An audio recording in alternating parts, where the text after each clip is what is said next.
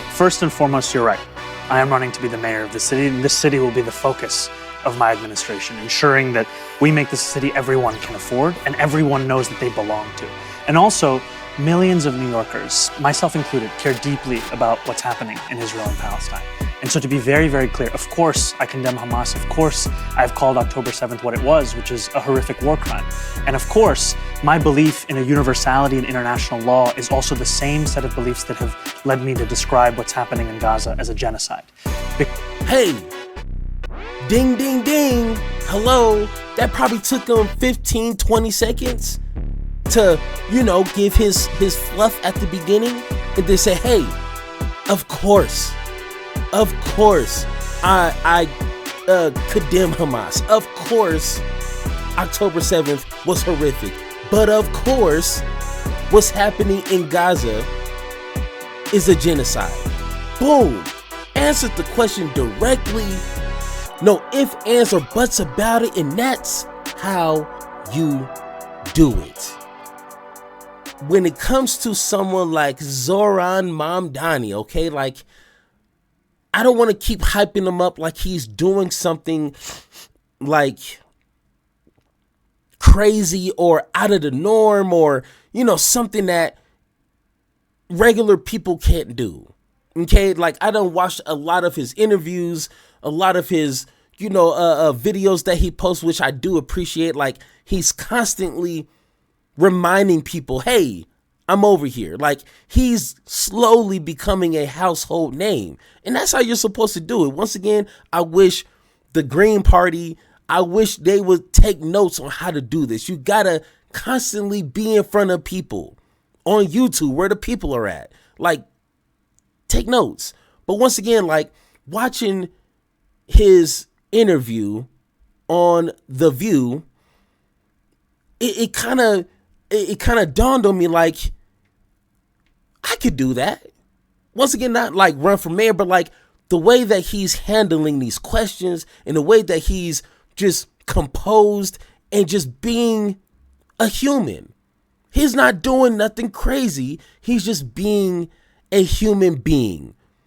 Once again, I wish these politicians would take note, especially our liberal friends. Yes, I know we had that conversations, but if liberals could take notes and learn something, maybe they might have a better chance. Okay, once again, their policies are trash, but if you're going to at least try to win, do it correctly. And number one thing, once again, I'm not a professional politician. This is just what I see. So let me know in the chat or in the comments some things that you kind of see Momdani or these other well-spoken politicians, what they do that is amazing. But for me, number one is answering the damn question. Answer the question. I almost pull out the hair that I have listening to Harris try to answer a question. It doesn't work. She has to go to 3 different side quests. Then she got to bring up her past and her upbringing and then give you a half-ass answer. And then you're like, did she answer my question? I don't think she did. Answer the question. Stop being politician mode and answer the question like a human being would. Yeah. Number 2, know what you are offering. Know what you want to give to the American people. And I'm going to say this until the sun fall out the sky, okay? The best way to do that, listen here, is listen to what the people want. Listen to what the people want and then say, oh, you want free healthcare? Well, that's what I'm offering. Oh, you want affordable, if not free education? Well, guess what? That's what I'm offering. So that would be a no-brainer to me.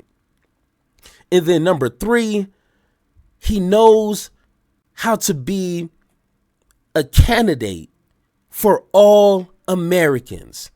And in this interview, he does that well. He articulates that in a way to where the average person can listen and be like, oh, All right, he doesn't hate Jewish people. He doesn't hate the police. He doesn't hate me.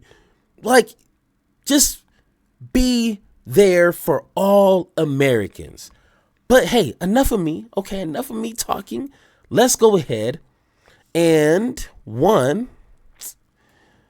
take these blockers off. Okay, boom, take that one off. Once again, I forgot to take this off at the last one. All right, let's go ahead and hear the first go around. This one here is Zohran and The View talking about Israel and his perspective on that. Yes, Assemblyman, you're running for mayor of New York and not prime minister of Israel, but you've made inflammatory statements like calling Israel an apartheid state and questioning its right to exist as a Jewish state.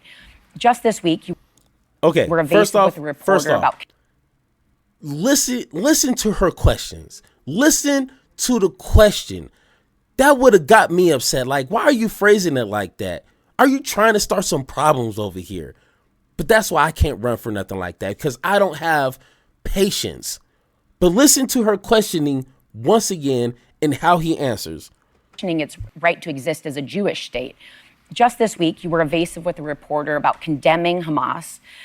Given New York has the largest Jewish population outside of Israel, why should voters who see this as a moral red line trust your clarity and judgment? Well, I really appreciate this question and an opportunity to just clear up, I think, a number of misconceptions. First and foremost, you're right.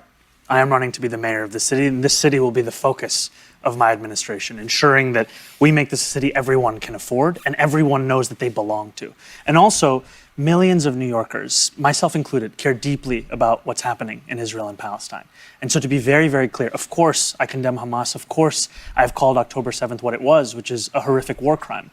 And of course, my belief in a universality in international law is also the same set of beliefs that have led me to describe what's happening in Gaza as a genocide.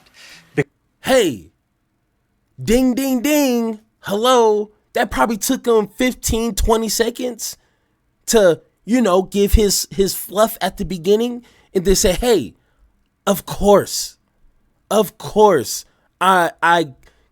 condemn Hamas. Of course, October 7th was horrific. But of course, what's happening in Gaza is a genocide.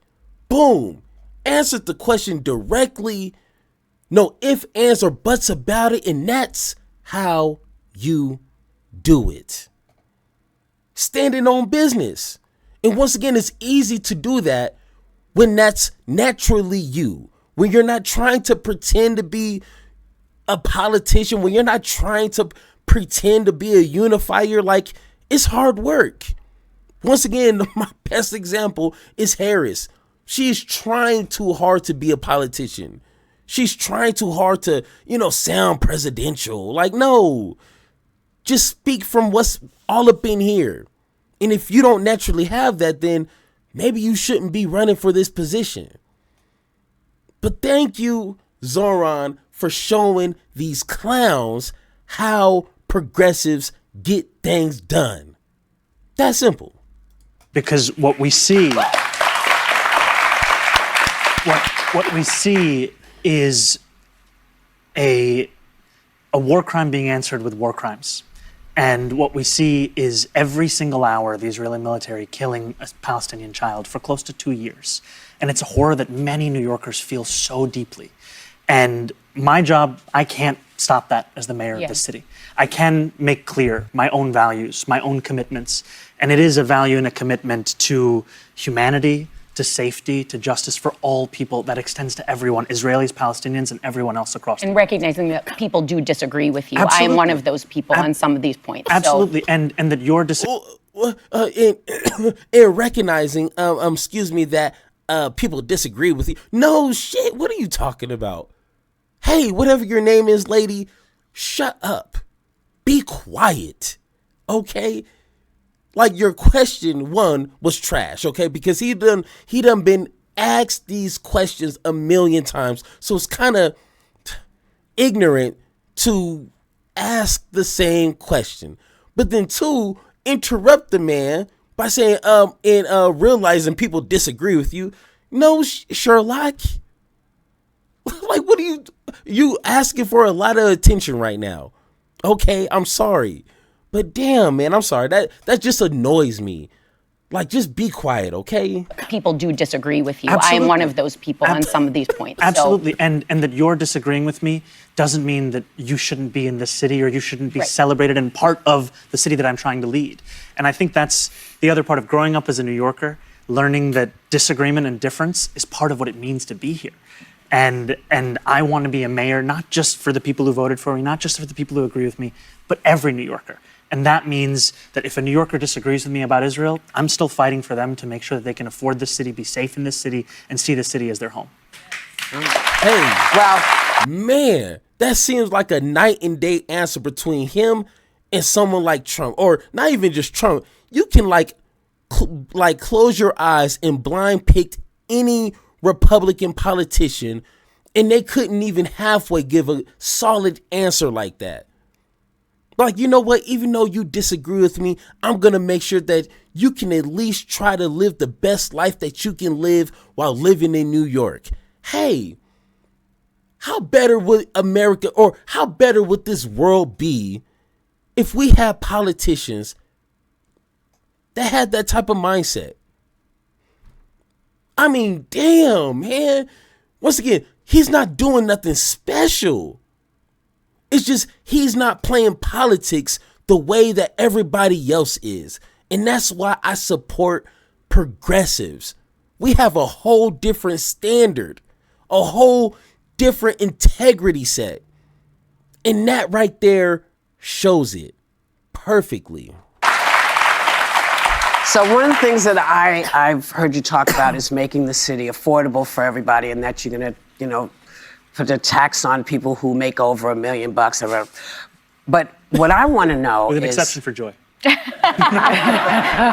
think again, my friend. Hey, she did not look happy. Look at her face. Tax on people who make over $1 million or whatever. But what I want to know With an is, exception for Joy. Look at her face. She is not happy.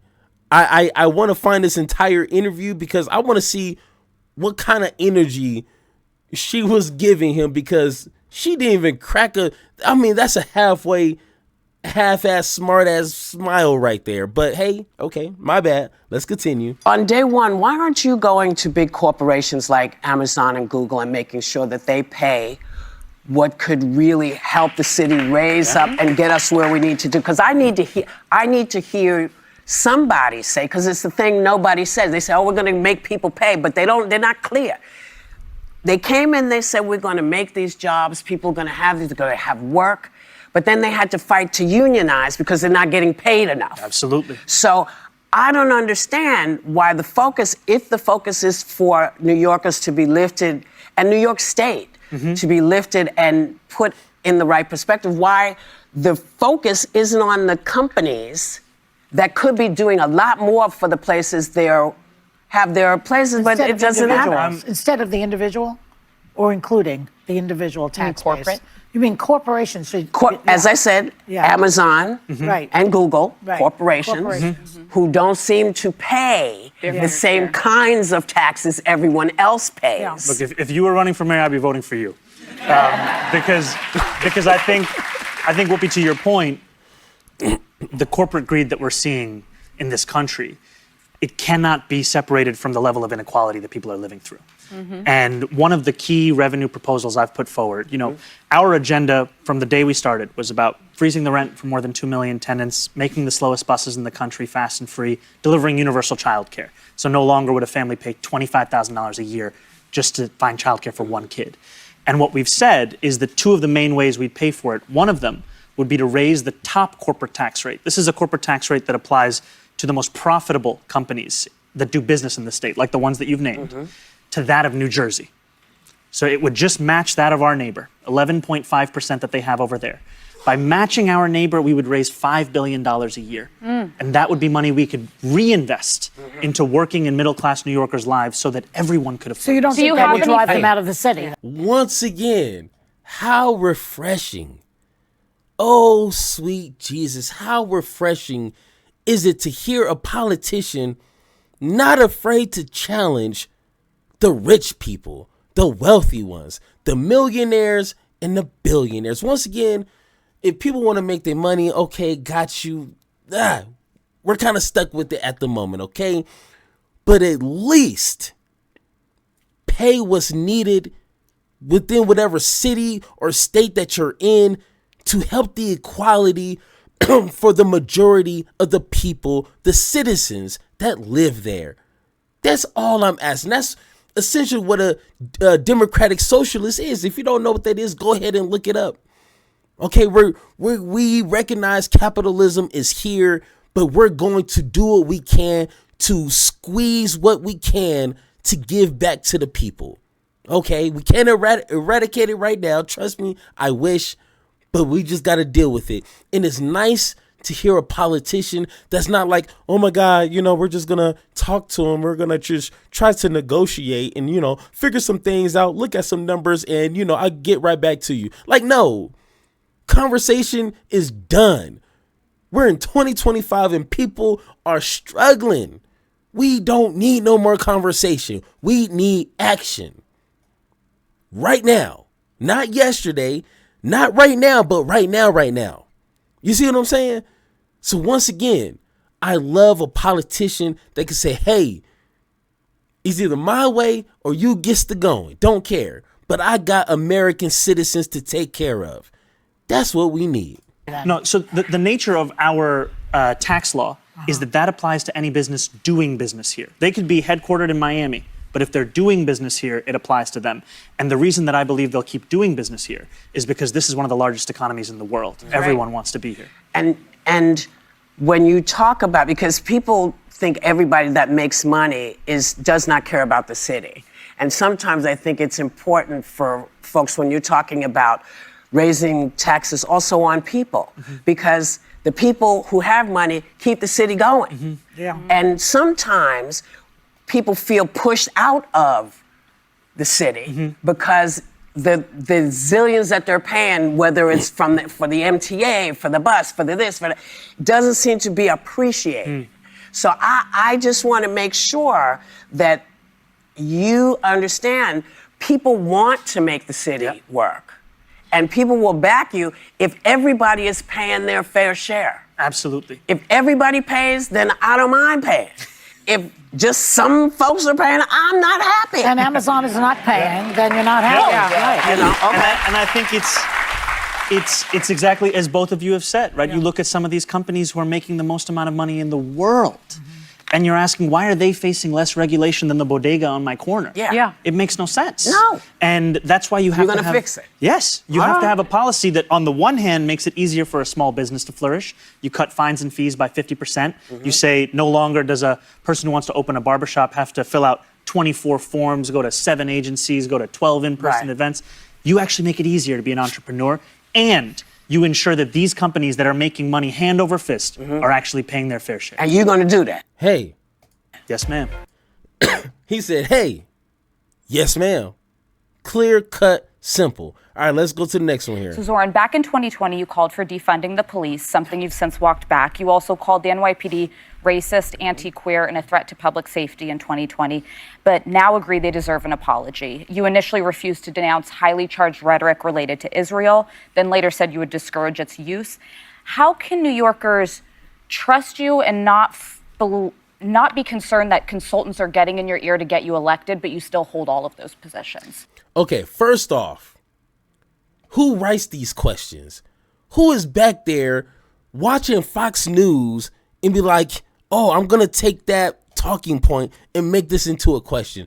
That is, if you're going to challenge him, get deeper within his policies. Figure out the pros and the cons that's going to affect people. Not like this weird, like, oh my God, you called the police racist. Like, that's like surface level. You're brand new to politics.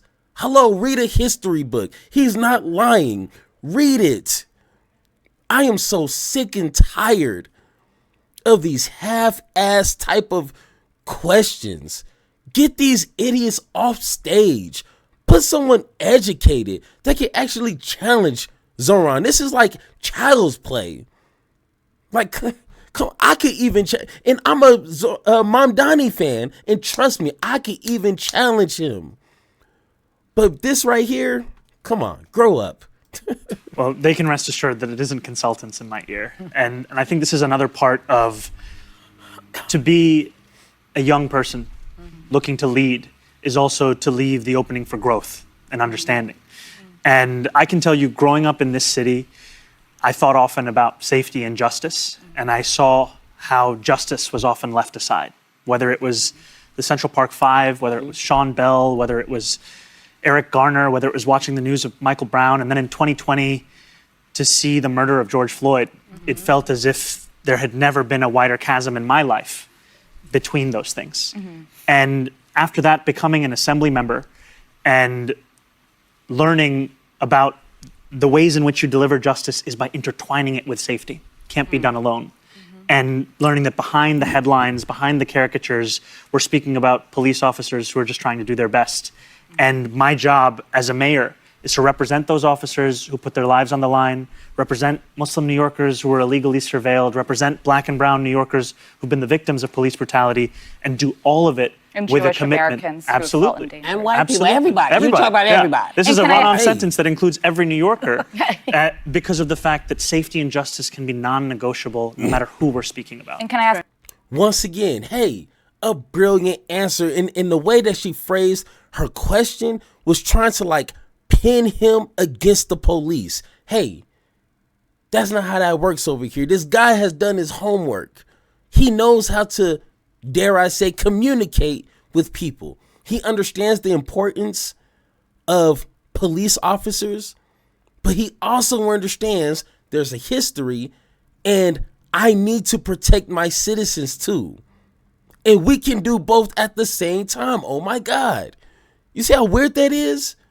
But no, man, when you got this simple minded thinking and get your talking points from Fox News, you sound like an idiot. And I'm glad that he didn't fall for the bait and he spoke to the people saying, hey, we can walk and chew gum at the same time. I got you. Beautiful. have you formally apologized to the NYPD? These are conversations that I'm having individually with officers. And I've appreciated that because it's through those Excuse me, have you apologized to the NYPD? Oh my God, they need an apology. Like, shut up. What's your name? It doesn't matter. Just shut up. You are embarrassing yourself. What are you there for? Like, damn, just to try to look cute on TV? Go on a reality show. Stop talking about politics and you don't know what the hell you talking about. Damn, it's so frustrating. We got a lot of qualified people that could do your job 10 times better, but yet your dumb self is sitting here, but did you give him an apology? Damn, are we in high school or something? Middle school? Like, damn. Come on now. Stop wasting people's time. conversations with rank and file officers that I've learned more about the difficulties of this job. The difficulties where, for example, when I started running this race, about 200 officers were leaving the department every month. Now it's 350. And when you ask officers why, they'll tell you forced overtime. And what they mean by that is, you got 3 days off at the end of the week, you're planning a trip with your family, and at the last minute you're told, second day you got to be back. And part of the reason you got to be back is because we're asking cops to do everything we can think of. We're asking them to handle mental health calls, we're asking them to deal with homelessness. Every year now, cops respond to 200,000 mental health calls. So our proposal is allow the officers to do their job of tackling serious crime and create a Department of Community Safety that deals with homelessness, that deals with mental health crisis, so that we don't have response times like we do today, which are closer to 16 minutes. Yeah.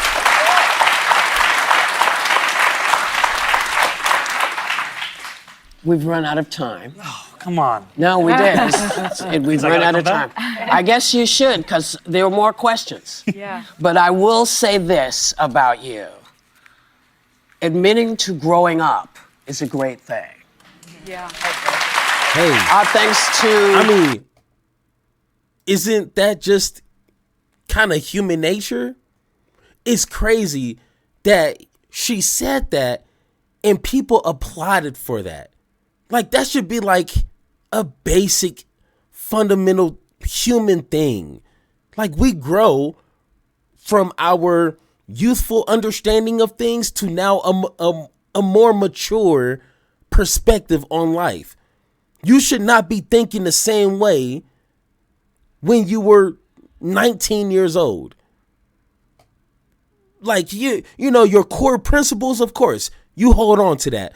But the other things that, you know, you don't mind changing your mind with enough information and enough facts and enough history, yeah, change my mind. But like, shouldn't that be a normal thing to do? But once again, like I said, like, it's refreshing to see someone being honest, to see someone who is telling you what he's going to do for the people that even according to the data is what they want. It's amazing. And once again, that's why I support Momdani. I've been wanting this shit forever. I've been in the field with whatever they throw at me. Brush it off, pick myself up, moving on to the better. Hey. Ain't no errors, baby, it's a new era. I wake up early feeling rich like I'm Kesha. I get to the paper, boy. Extra, extra.